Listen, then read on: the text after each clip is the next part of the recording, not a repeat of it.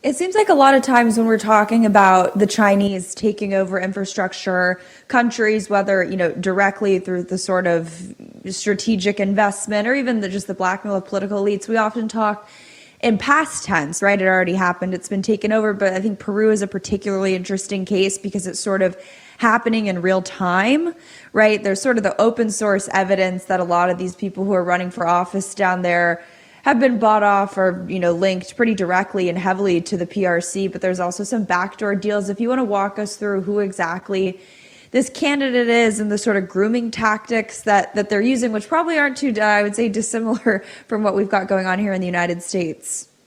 No, it's spot on, and that's what makes it scary. So in the mayor of Lima, Rafael López Aliaga, we have an individual who's been successful in business, has positioned himself as a populist with a strong economic message. But when you peel back the layers here, you see that economic message is built on Chinese ties. He founded, and it was entrepreneurial in founding, a very impressive rail company. That rail company has blossomed, has grown its revenues, but those revenues are tied pretty directly to tens of millions of dollars of freight that are moving out of a Chinese state-owned mine in Peru.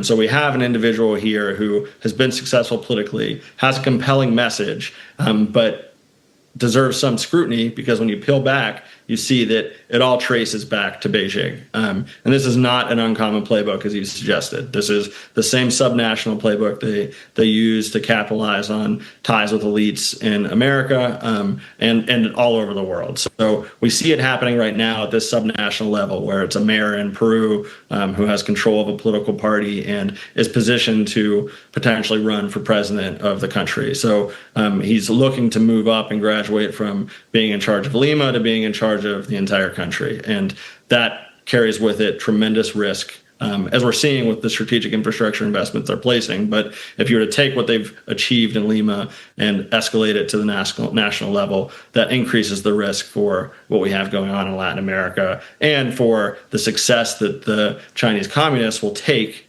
and learn from as they update the use of this playbook all the way into the United States.